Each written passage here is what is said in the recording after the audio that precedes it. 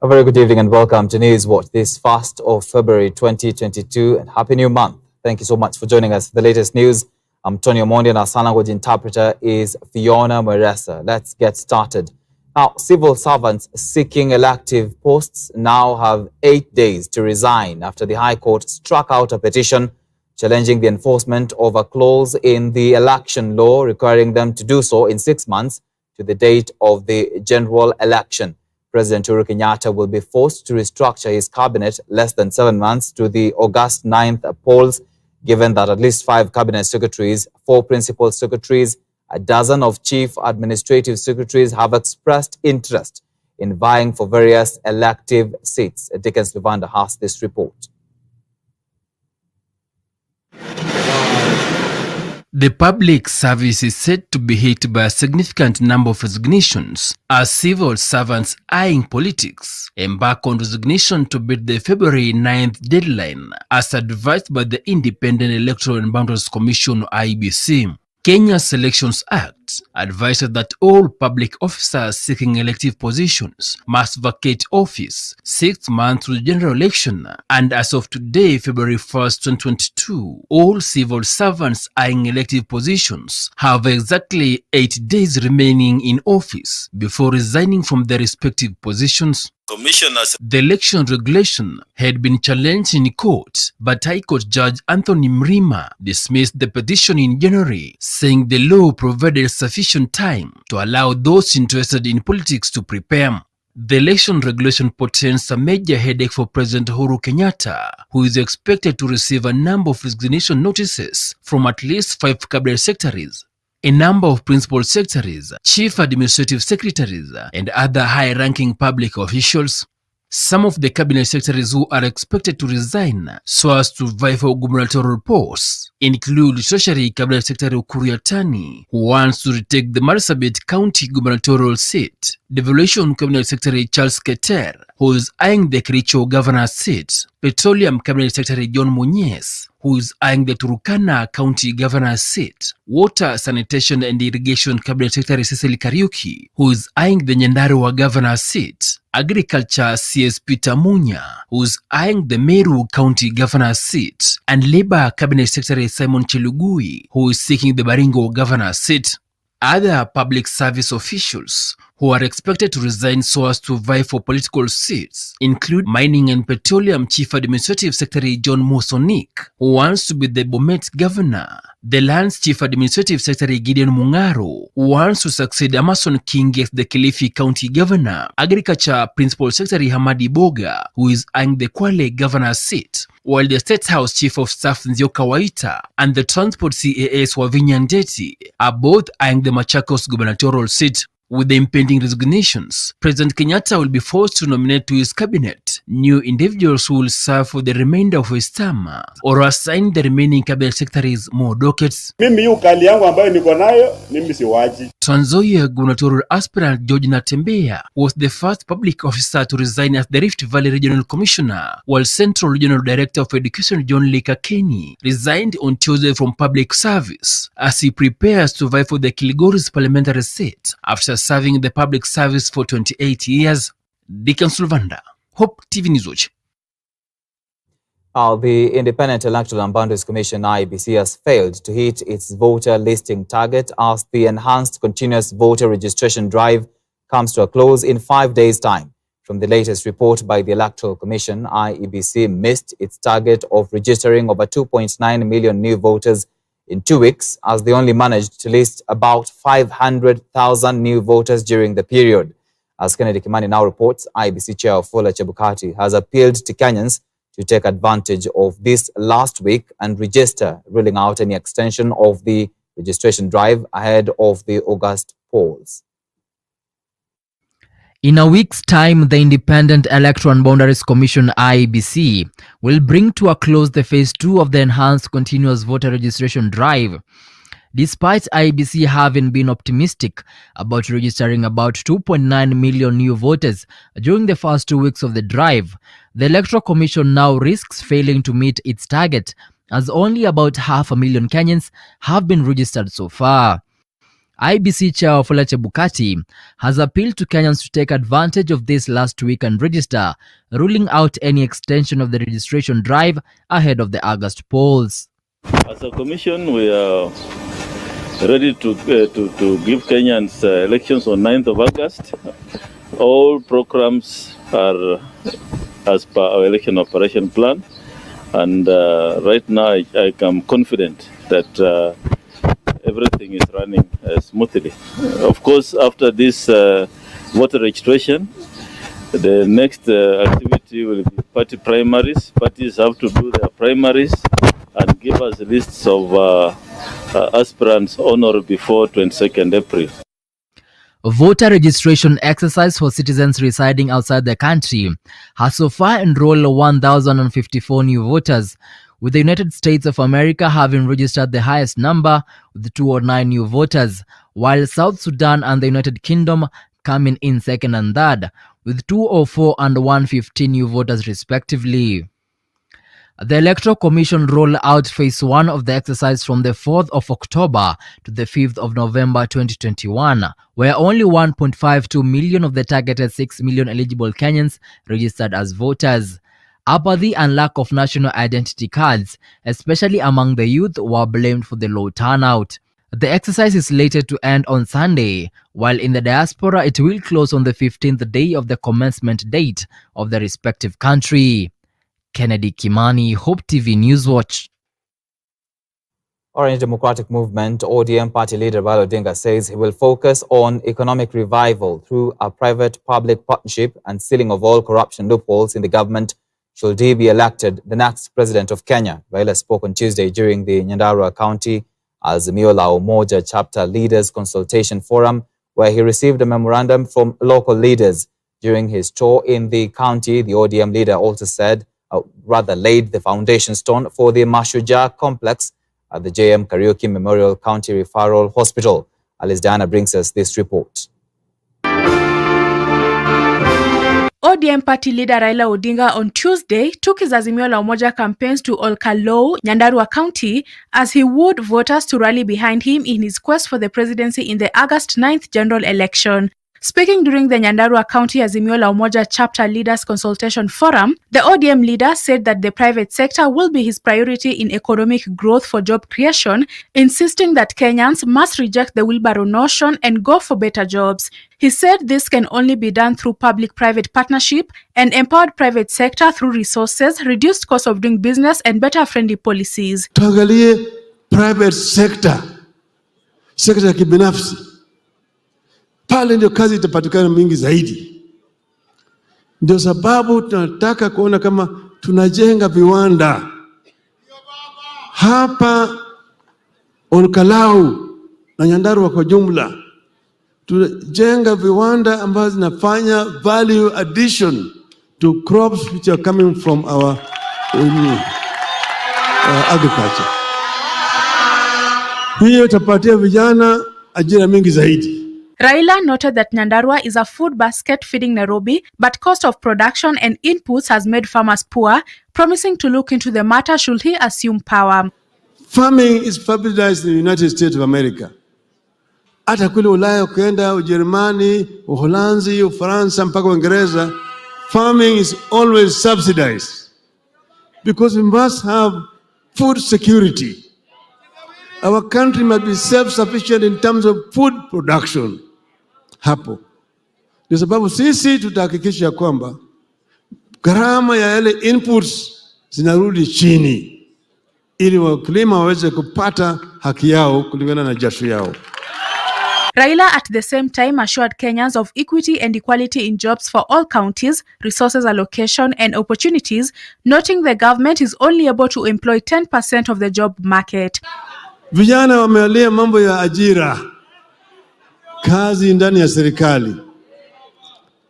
Tutahakikisha kwamba hakuna county ambayo inabaguliwa. County yote watapata their fair share kwa kazi ya kiserikali, kazi ya kijeshi, kazi ya kipolisi na kadhalika. On political profiling, Odinga said it's an outdated and primitive practice that must not be allowed. During the forum, Azimio affiliate leaders charged at UDA affiliate politicians for continued attacks and insults to President Uhuru Kenyatta, accusing them of causing division and confusion in Central Kenya region for selfish gains. Serikali hii ya Uhuru akapewa nusu, na saa hii anamtukana Uhuru. Sisi akampa milioni moja, 1.4 million votes. Sisi tukatoa milioni 6 na tukampa yeye serikali nusu, akaenda akaiba pesa yote ya Kenya. Somebody took it upon himself, in his own wisdom or lack thereof, and mobilized all the MPs who are answerable to him. Akawaita kwake Karen, akawaambia mkienda huko bunge, do not pass the House Business Committee so you can paralyze Parliament. Because all he wants is to frustrate the programs of government, the same government that is paying him and giving him residence to do what he wants against the government. Watu wamekuja kutukana kiongozi wenu na nyinyi mnasherehekea.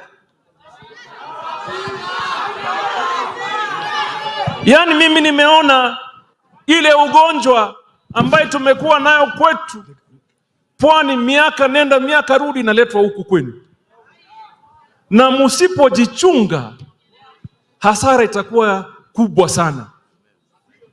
Safari hii tuko hapa na wewe, tutatembea pamoja, tutakushikilia.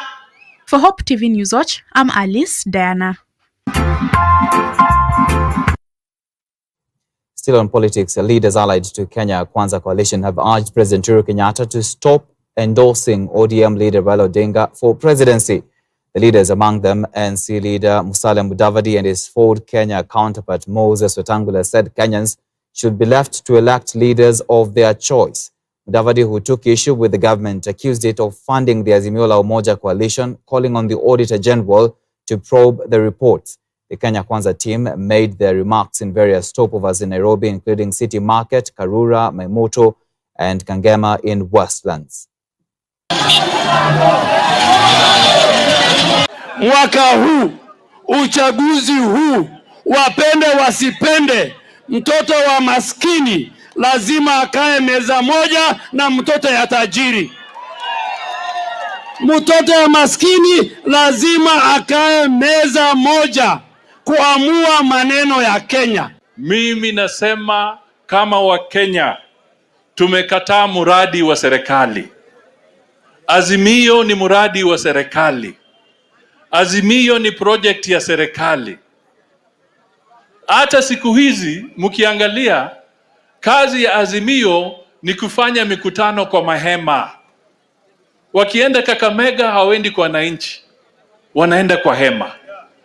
Wakienda wapi? Wanaenda kwa hema. Hema ambayo imelipwa na serikali. Kuna mama rafiki yangu nampenda sana na ninamheshimu, na jana alitukana makanisa.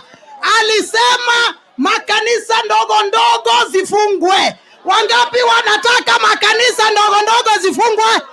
Wangapi wanasema shetani ashindwe? Shetani ashindwe! Shetani ashindwe! Sasa nyinyi watu wa Nairobi, wacha niwaulize. Mnataka ile mpango ya project ya kupangiwa na wadosi ama wananchi wajipangie? Watu wa Kidogoro mnapangwa? Watu wa Kidogoro mnapangwa? Mnapangiwa kwa mahoteli? Ama uamuzi ni yetu sisi wenyewe? Mheshimiwa Rais wa Jamhuri ya Kenya, Mr. President Sir, the business you are in of trying to use force to force the people of Kenya to elect Raila Odinga, that business will leave you in embarrassment.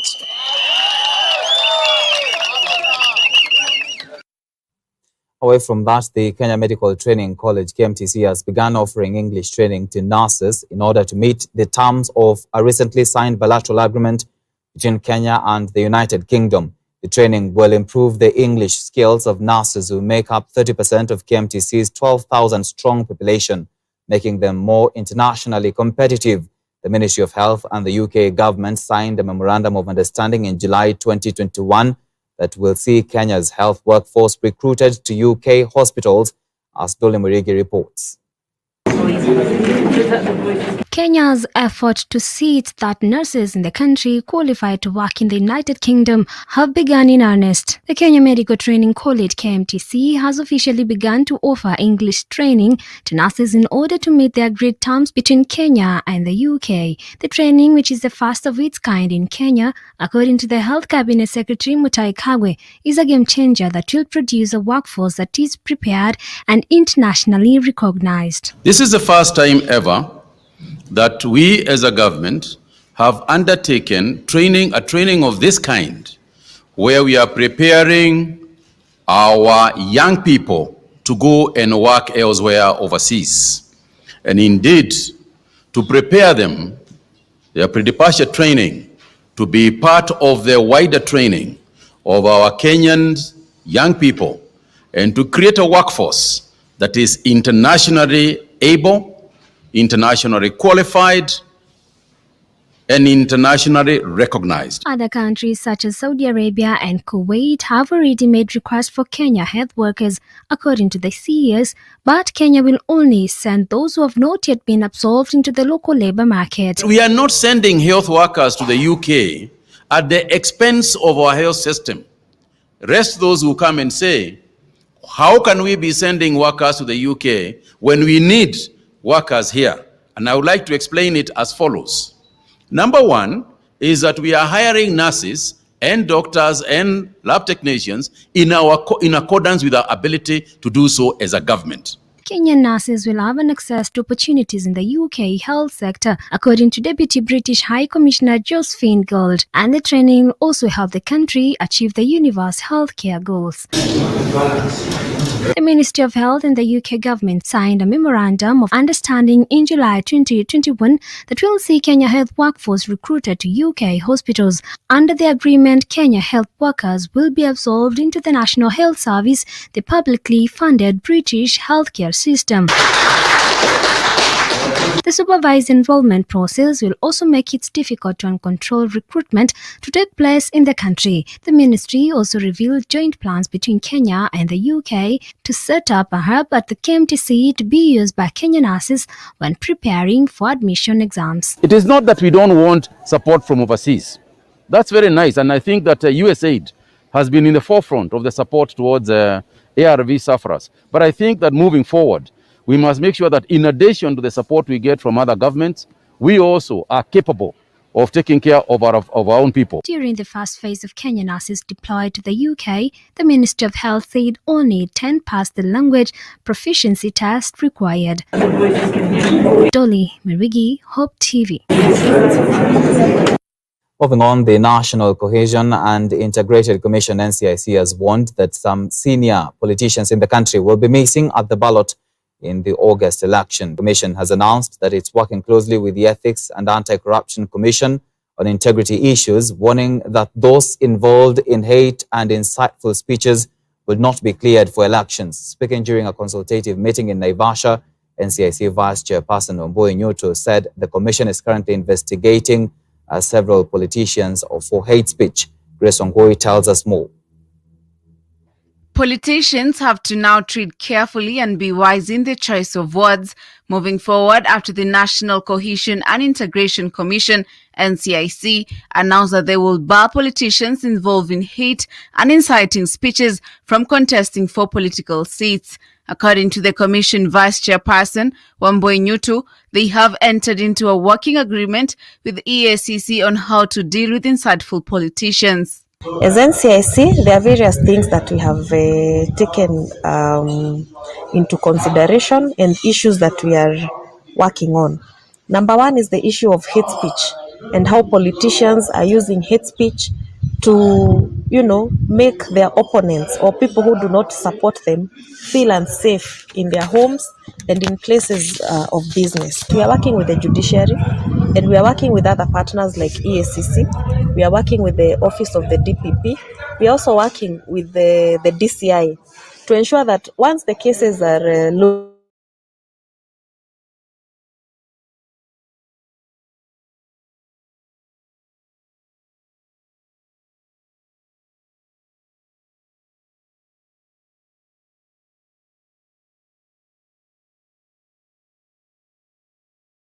way.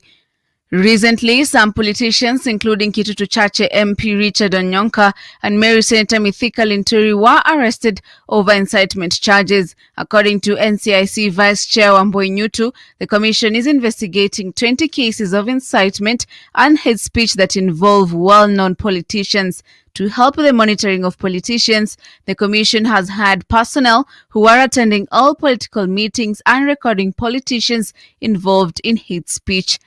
The politicians who are inciting Kenyans and speaking hate speech will be prosecuted in record time. We have already bought devices that are being used to record speeches of politicians in all the rallies. We have our people on the ground in every political rally, every big and small political rally in this country. We have our officers on the ground to ensure that, number one, they deter politicians, because once they know that there's an officer from NCIC there, they will tame their tongues. And also, in the event that the politicians do not tame their tongues, these devices will record the speeches of politicians, and we will use and preserve this evidence for use in court by our officers. As the Commission investigates hate speeches, Ford Kenya National Organizing Secretary Chris Mandu has questioned NCIC and IEBC's capability of taming hate speech. So that is a discussion that we are having to say that we want to ask the national cohesion whether they have enough laws to guide this country against this violence during the election and after elections. Because we have seen so many people being summoned to their offices, and at the end of the day, nothing comes out. If you ask the national cohesion if they have ever jailed anybody so that they can serve as an example, you will find that nobody has ever been jailed. At the same time, Kenya Private Sector Alliance, KEPSA, public-private dialogue specialist Patrick Maingi expressed concern on the business community who fear closure of businesses. As KEPSA, we are concerned and we are worried about the coming elections, because every 5 years we see this cyclic problem. There is a tendency to have election violence, and violence is not good. So we are here together working with other partners at CND, International Republic Institute, to ensure that we have good, peaceful elections that everybody will take part and be happy. As a business community, we really are concerned about the business continuity, that even as we do elections, as we elect new leaders, as we transition to a new government, that businesses can continue. We can have a peaceful election where people, even from the small Wanjiko doing their farming to the big corporates, that business can continue. Grace Songoi, FOP TV Newswatch. All right, with that report from Grace Songoi, let's take a short commercial break on Newswatch. We'll be back. Do stay with us.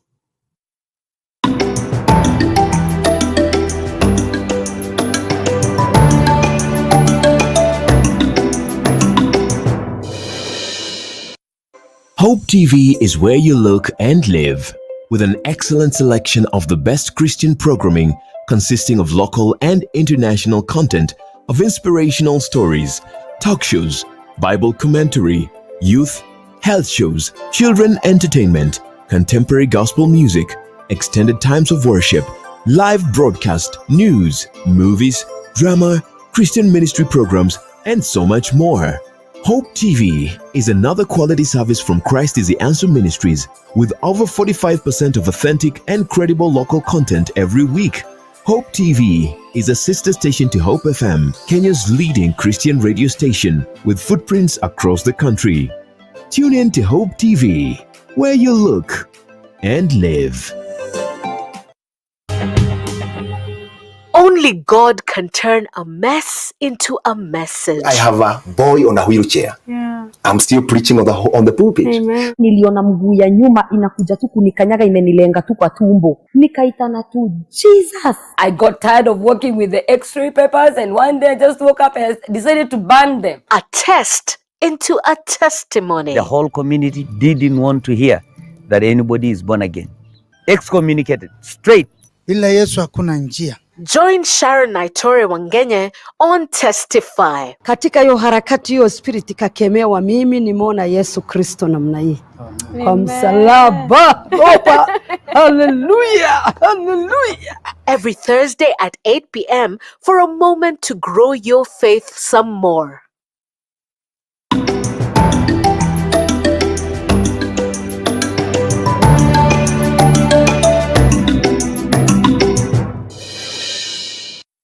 Welcome back to Newswatch. The government will embark on a rigorous disarmament of illegal firearms possessed by individuals to restore peace in the volatile Kerio Valley region. Speaking during his first security meeting in Tot in Elgeyo Marakwet County, the new regional coordinator, Maalim Mohammed, issued a 2-week ultimatum for those in possession of illegal firearms to surrender them to authorities. This even as the residents and leaders from Elgeyo Marakwet County faulted the government for issuing empty promises, while at the same time expressing optimism that the new leadership will bring about the much-needed and desired peace.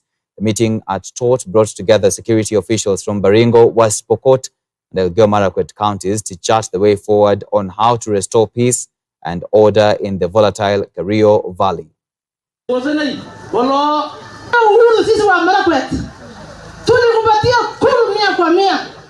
Mbona huwezi kutushughulikia? Mbona huwezi kutujali? Tumepoteza ya kutosha. Tumepoteza ya kutosha. Kumbukeni kuanzia huko Chesa Ngomigutu. Wakati watu waliuawa, wakachomewa kwa nyumba, alafu tena wakati wa pojo, sisi wa mama tulikwisha na watoto. Juzi Bwana Arsi nilifikiria kama Elgeyo Marakwet tunawalilia watu wa West Pokot, mnasema hamna nyasi. Ilifika mahali tukasema pesa zetu za maendeleo, badala ya maendeleo tuweke fence. Unaona itakuwa tatizo kwao. Lakini mimi kama mama nikajua kuna vijana wangependa kuoa rafiki yake kutoka West Pokot, tumefunga fence, hakuna mahali watapita. Bwana Arsi, we are not saying you are the magic bullet, but we want to see your commitment. Can you bite, Bwana Regional Commission? Can you bite? There was another one who used to back but not biting. I want you to bite then back later, Bwana Regional Commissioner. Yeah. Na vile wengine wenzangu wameomba kwamba wewe uwe ni ule umemtumwa na Mungu ili uweze kuleta amani sehemu hii, hata mimi naomba hivyo. Moving on, a former manager at the Water Resources Management Authority, WARMA, James Ambuso Omondi, has been jailed for 24 years or pay a fine of 7.6 million shillings for soliciting and or receiving bribes totaling 910,000 shillings. Omondi was convicted by the Anti-Corruption Court Senior Principal Magistrate Eunice Nyutu, who said James Ambuso had a duty to protect public resources but deliberately failed to do so. He was charged that on 14th May 2012 and February 2013, being a person employed as public officer at WARMA as the Finance and Administration Manager, he corruptly solicited for a benefit of cash amounting to 455,000 from Godfrey Moria to facilitate continuous disbursement of operation and development funds to the institution. The accused person is sentenced to a fine, the prescribed fine of 1 million shillings, in default 3 years imprisonment. I'm also imposing a mandatory fine, which is 2 times the loss or the benefit. So that fine is 890,000 shillings, in default 3 years imprisonment. On count 2, a mandatory fine of 1 million shillings, in default 3 years imprisonment. And I'm further imposing a mandatory fine of 890,000 shillings, in default 3 years imprisonment. On count 3, the prescribed fine of 1 million shillings, in default, not count 3, sorry, this is count 4. He was acquitted on count 3. On count 4, prescribed fine of 1 million shillings, in default 3 years imprisonment, and a mandatory fine of 930,000 shillings, in default 3 years imprisonment. On count 5, prescribed fine of 1 million shillings, in default 3 years imprisonment, and a mandatory fine of 930,000 shillings, in default 3 years imprisonment. And I hereby order that the sentences shall run consecutively. And a family in Kandundu village, Kiaru constituency, Murang'a County, is crying for justice after one of their family members was attacked and murdered by an unknown person. According to Joseph Wanyoike, the deceased son, the two were attacked on Sunday night at around 10 p.m. where Wanyoike was hit on the head, rendering him unconscious. It was only after he woke up that he discovered the body of his mother lying on the floor. According to a doctor's report at the Muranga Level 5 hospital, the woman was fed with a poisonous substance. The residents of Kandundu village have decried rising insecurity in the area, calling for the government's intervention. Muranga County Commander Donath Kiplagat said investigations are underway to nab the suspect. Kuingia mse kanimulika na tochi mara kama 2 hivi, alafu ka claim kwa yeye ni polisi. From there kani attack hapa hivi, kanigonga hapa hivi na with an object of which sikujua ni gani, alafu nikaenda unconsciousness, akanifungia kwa room, alafu kutoka hapo akaenda attack my mom, of which kutoka hapo nikaita majirani wangu wakampeleka hospital and unluckily she didn't made it, akapass at 9. Tukakuja tukampata akiwa hali mbaya, alikuwa ametapika chini na hiyo matapiko ilikuwa imejaa kwa mwili yake. Tukampanguza vizuri, tukamchukua tukamweka kwa gari, tukampeleka general. Kufika general tukaandikiwa scan ya kichwa, tukampeleka scan ikatoka, tukaambiwa haina shida yoyote. Alafu tukampeleka casualty kuwekwa oxygen 5. Ikafika karibu saa 1 ya asubuhi akaanza kutapika black. Daktari akatuambia hiyo black inaonekana alikuwa amepatiwa poison. Ikafika saa 1 ndio akafariki. Sisi kama familia tunahuzunika kwa sababu dada yangu tuliambiwa alishida kwa kanisa, na kutoka kwa kanisa alitoka karudi kwake. Sasa kilio yetu ni kusema ama tunaweza pata haki kutoka kwa dada yetu kwa wale wamefanya kitendo kama hiyo kwa serikali.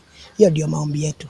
So wakati polisi walipopata ripoti hiyo, waliweza kuzuru eneo hilo mahali hicho kitendo kilifanyika na wakaanza uchunguzi. Polisi wanaofanya uchunguzi huo ni wale wa DCI, yani maafisa wa upelelezi. The United Democratic Alliance has asked the Independent Electoral and Boundaries Commission, IEBC, to give special considerations to persons with disabilities in the ongoing voter registration exercise. The party's National Organizing Secretary, Karisa Nzai, and an aspirant for the Kilifi County senatorial seat, Caroline Chilango, lamented that many PWDs had been left out of the exercise. Speaking at the Chumani Vocational Training Center in Kilifi County, where Chilango announced her bid for the county's senatorial seat in this year's general election, the two leaders urged IEBC to use the immense financial resources provided by the government to reach more people. IEBC wana target ambayo wamekuwa wakisema na wameitisha pesa nyingi ambazo wanataka wapewe kama budget ya kuhakikisha wanayafanya yale yote. Lakini kuna watu ambao kama wanachama wale ambao ni walemavu, ni nani ambaye atawafikia? Mimi naona tu wanakaa kwenye mahali, lakini kuna watu wengi ambao wanataka wafikiwe na bado hawajawafikia. Hivyo basi tunawahimiza, wakisema namba ni kidogo, hata wao nao pia kazi hawafanyi. Lazima wajitolee, wafuate kule mahali walipo. Kwanza kuna kama constituency moja iko na watu karibu watu 70. Hawa watu wote ni walemavu. Nani atakayewachukua? Ningependa kutoa himizo hili kwa IEBC. Muda unaenda kuisha. Wananchi hawajajitokeza kwa wingi kujisajili kama wapiga kura. Na ile ambayo imechangia zaidi ni kwa sababu IEBC haijafanya hamasa ile ya kutosha. In fact ile hamasa ambayo inafanyika sahihi inafanywa na wale wagombea viti vya aspirants, ndio wanafanya ile hamasa ndio waweze kuhakikisha kuwa wananchi wamejitokeza na kujisajili kama wapiga kura. IEBC imewekewa fedha ya kutosha na serikali, kwa hivyo inafaa kufanya hamasa ya kutosha ndio watu waweze kujitokeza kwa wingi. Tumeona ushirikiano mkubwa kutoka kwa Ministry of Interior, tumeona ushirikiano mkubwa kutoka kwa mashirika yasiyo ya kiserikali, tumefanya kazi nayo, tumeona ushirikiano mkubwa kutoka kwa watu wa media, lakini sauti ya wanasiasa hatujaiona kufikia kufikia sasa. Kwa hivyo ningependa kuwahimiza nao waweze kutia pondo katika swala hili ili tuweze kuachieve malengo yetu. Wajaribu sana kuwahimiza vijana, manake wao ndio haswa wanawategemea hao wapiga kura.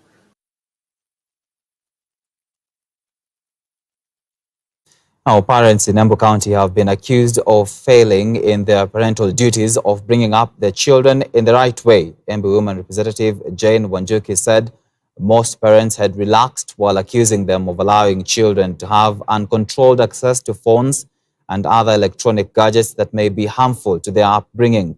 She said failing to mentor and advise children in the right way was a setback to education efforts by the national government. The woman rep was speaking in Embu Town when she awarded bursaries worth 2.9 million shillings to 519 students across the county. Education is most important. Na ndio mimi mara nyingi sana nikiwa na nafasi hata kwa pesa yangu natoa kwenda kwa elimu, kwa sababu yule mtoto amesoma si sawa na yule hajasoma. Lakini shida, challenge iko kwa parents. Hata kama tunafanya hiyo bidii, ningeomba wazazi pia washikilie upande wao, kwamba hata kama wanapeleka watoto shule wafuatilie ile mambo inatendeka watoto wakitoka shule. Tusikuwe ni wale watoto ile siku shule imefungwa kama wakati ilikuwa imefungwa na COVID. Unfortunately for a very long time unasikia mzazi akisema hao watoto wamekaa sana, shule ifunguliwe. Mzazi ni wa kufundisha watoto, lakini kuna yale mambo mwalimu hawezi akafunza watoto. Wito wangu ni kwa wazazi wakuwe na ile jukumu ya mzazi kuchungana na watoto, wawe na tabia mzuri, wawe watoto wa kuheshimu sheria, wa kuheshimu hata na wazazi. Tumeona hata watoto wakipiga wazazi. Juzi kulikuwa na hiyo kisa hapa kwetu. Mtoto ameitwa na mwalimu, ameleta fujo shule, ameitwa na mwalimu, anapiga mzazi kwa shule. Inamaanisha kwamba watoto wetu wana nidhamu na watapewa nidhamu na mwalimu. Nidhamu ni sisi wenyewe wazazi, tutilie mkazo kwamba watoto wetu wana mienendo yanayofaa kukua. Kesho wananchi wale watashikilia hii nchi yetu tunayoipenda ya Kenya. Let's talk about the WHO latest COVID-19 report. The World Health Organization, WHO, has warned that vast amounts of waste accumulated as part of efforts to tackle the COVID-19 pandemic poses a threat to human and environmental health. Discarded syringes, used test kits, and old vaccine bottles have piled up to create tens of thousands of tons of medical waste, putting a huge strain on healthcare waste management systems. The 71-page document said a large share of the 87,000 tons of personal protective equipment, PPE, ordered via a UN portal between March 2020 and November 2021 ended up as waste. Additionally, more than 140 million test kits have been shipped, with the potential to generate 2,600 tons of mainly plastic and enough chemical waste to fill 1/3 of an Olympic swimming pool. The UN health body has called for reforms and additional investment, including through the reduction in the use of packaging, using PPE more rationally, and investing in non-burn waste treatment technology. We continue to engage with scientists from the public and private sectors to exchange the latest information and guide the future development of new vaccines. It's one example of how even as we support countries to fight the pandemic now, we're also working to prepare for the future and to address its longer-term consequences. That includes the challenge of medical waste.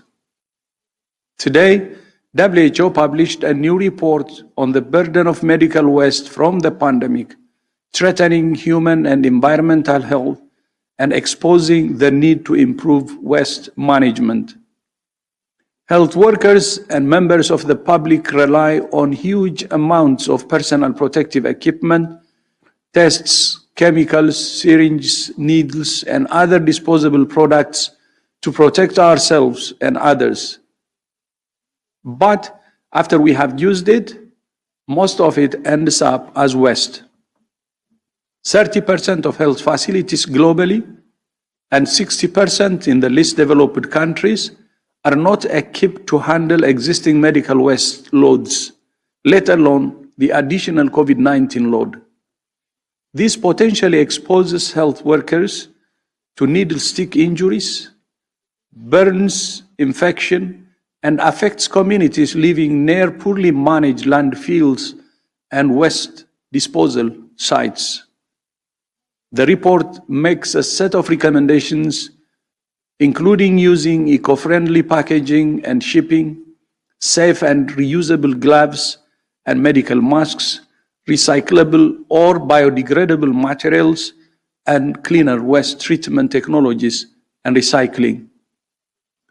The report is a reminder that although the pandemic is the most severe health crisis in a century, it is connected with many other challenges that countries face. All right, with that, let's take another short commercial break on Newswatch. When we come back, we'll be looking at what is happening in business and sports.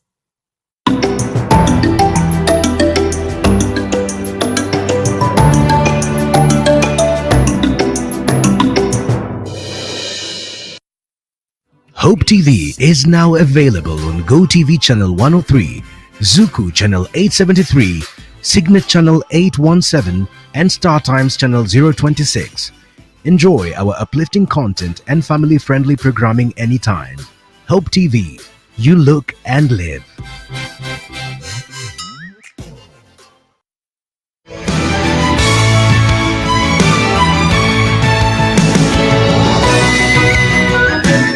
From country music, classical quartet harmonics, Now I'm a child, homecoming series, for he saved the worst among. tent revival,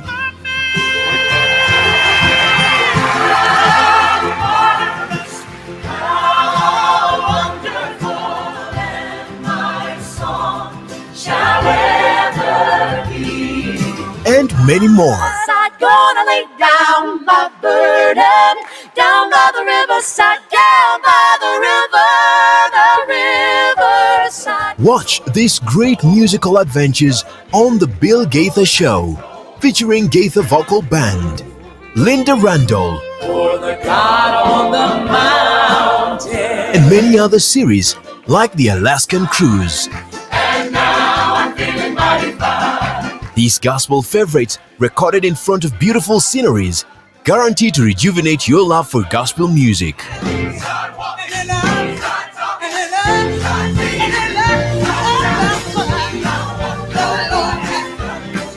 Bill Gaither Show, only on Hope TV, where you look and live.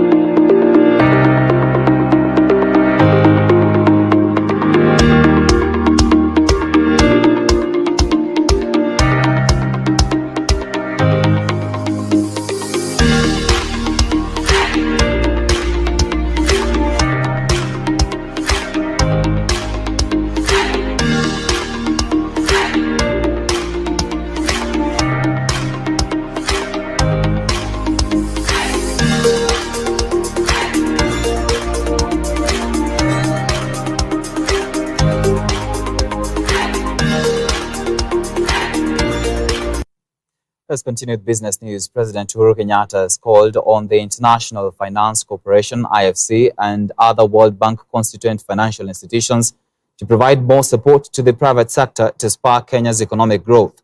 The president said IFC has the potential to help in making Kenya a lucrative investment hub through supporting the private sector in implementing the government's Big Four agenda. The president spoke on Tuesday during a meeting with IFC Managing Director Makhtar Diop at State House, Nairobi. Diop, who led a high-level delegation, briefed the president on the involvement of IFC in different economic sectors under the Big Four agenda. President Kenyatta and Diop also discussed a plan that Kenya is keen on implementing to manufacture vaccines.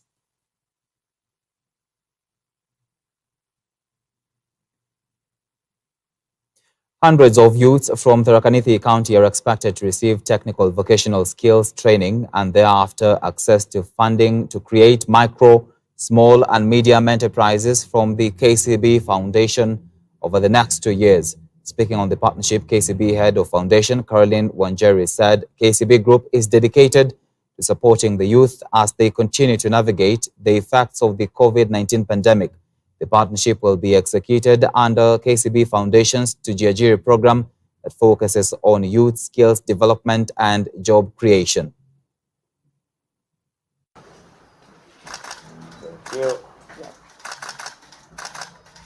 Leo tumesign MOU ama tumetia sahihi MOU ambayo itaruhusu sisi kama Tharaka Nithi County kupata na KCB. Wale vijana wetu tumenunulia equipment kupitia Youth Empowerment Program. Sasa wanaweza pata pesa kutoka KCB ya kufund hizo biashara, na pia kwa sababu interest iko juu sana, badala sisi kuwapea pesa ambayo yetu ni kidogo, tutawasaidia kulipa ile interest. Kuwapatia 1,100, sisi tunaweza patia hiyo 1,100 grupu moja ama kijana moja ambaye italipa interest, na yeye KCB inapeana 1 million ambayo inakuwa ndio pesa ya kufanya kazi. Hiyo tu ni ile tunaita example. Hiyo ni kumaanisha kwamba wanaweza fanya kazi bila kuwa wanalia kwa sababu ya kuwa na interest iko juu sana. Vocational Training Institutes ama Technical Training Institutes ambaye ziko Tharaka Nithi, tupeleke students ambao watakuwa wamechaguliwa kulingana na skills zao, vile wamepata shule na kama wako na uwezo wa kuendelea mbele, ili sisi na KCB tunalipa, KCB Foundation tunalipa ile karo ambayo inatakikana pale kwa Vocational Training Institutes zetu. Tumeweka sahihi mkataba ambao utatuwezesha kupatia our youth technical skills through the TVETs in Tharaka Nithi. We know we have about 21 TVETs in Tharaka Nithi. We will take you through 3 to 6 months course. Ukimaliza hiyo miezi 3, miezi 6, mafunzo ya technical kama ni plumbing, catering, automotive engineering, kama ni upande wa agriculture, kulima. Ukifanya hiyo training ya miezi 3, miezi 6, tutakuweka tena miezi ingine 12 hadi miezi 18 ambao tutakupatia business development skills. And those are just skills because this program is about creating jobs. It's about job creation. And the UAP Old Mutual Old Group has partnered with Gertrude's Children Hospital to roll out a joint campaign aimed at increasing the uptake of the human papilloma virus HPV vaccine to insured members. The initiative is targeted at reaching over 6,000 girls under the UAP Old Mutual Health cover. This will ensure at least 90% uptake in line with the global strategy for cervical cancer elimination. Speaking during a ratification ceremony for the partnership, UAP Old Mutual Health Business General Manager Japheth Ogalo said the HPV vaccine has the potential to reduce the incidence of cervical cancer by at least 70%. From a numbers perspective, we're told that 9 women die daily in Kenya because of cervical cancer. The good news is that this is preventable by the initiatives that we are here to launch today, that is the vaccination, and of course early diagnosis and early treatment that the doctor alluded to earlier. From our side as UAP, and what makes this partnership quite interesting is that this is anchored on our wellness agenda, where focus is now given to preventive care as opposed to curative care. So as a result, we have taken this initiative to help with the vaccination, and we are targeting over 6,000 young girls between the age of 10 to 14 in our portfolio, in our books. And who is the better partner to partner with than Gertrude's Hospital, which is an accredited children's hospital.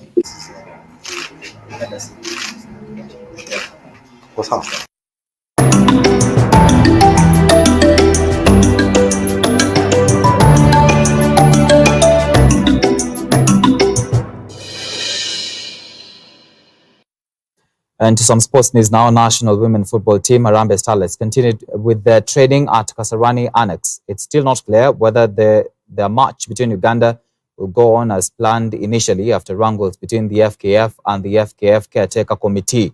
The tussle is on whether Uganda should be given a walkover or Harambee Starlets be allowed to play.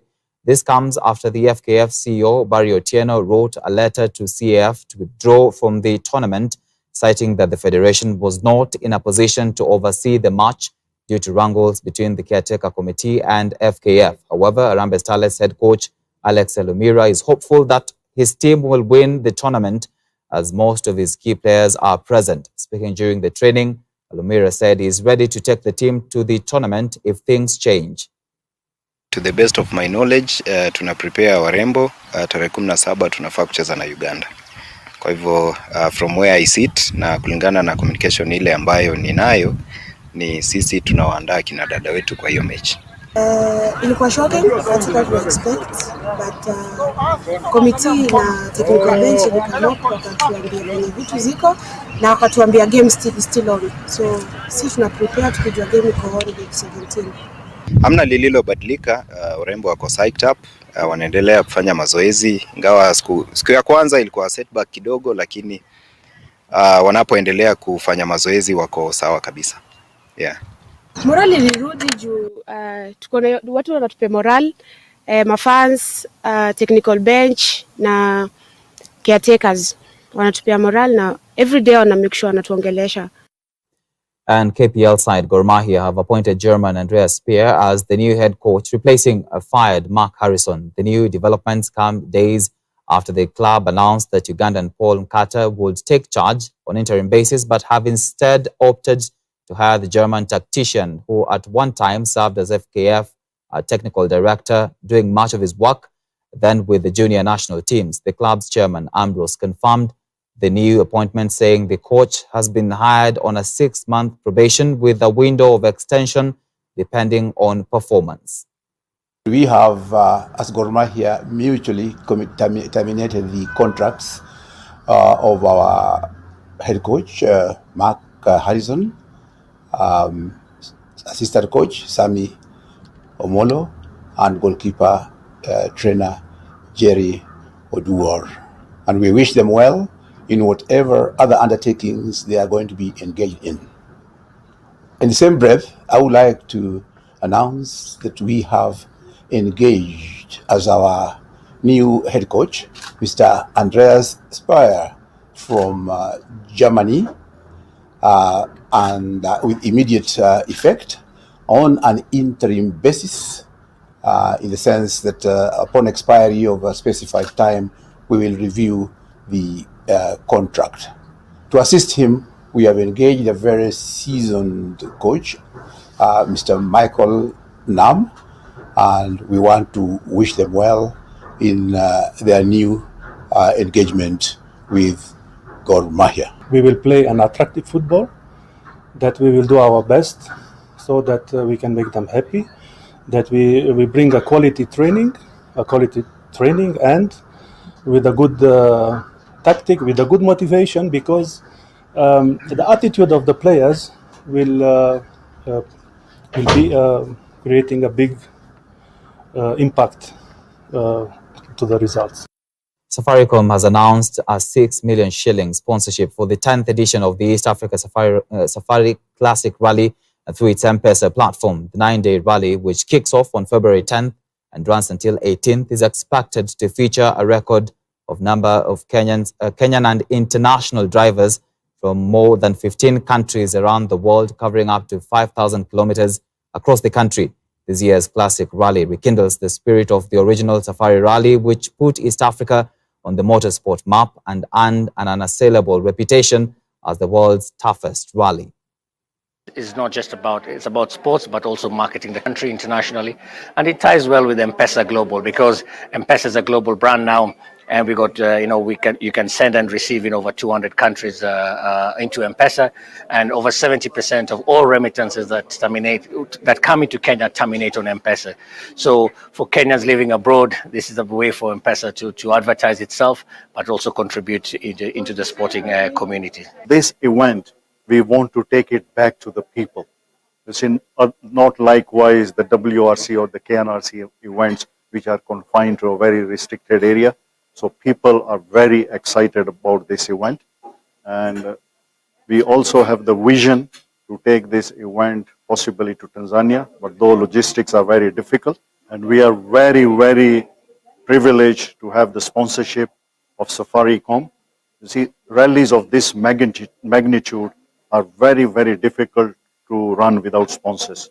So sponsorship plays a very important role in running of the event.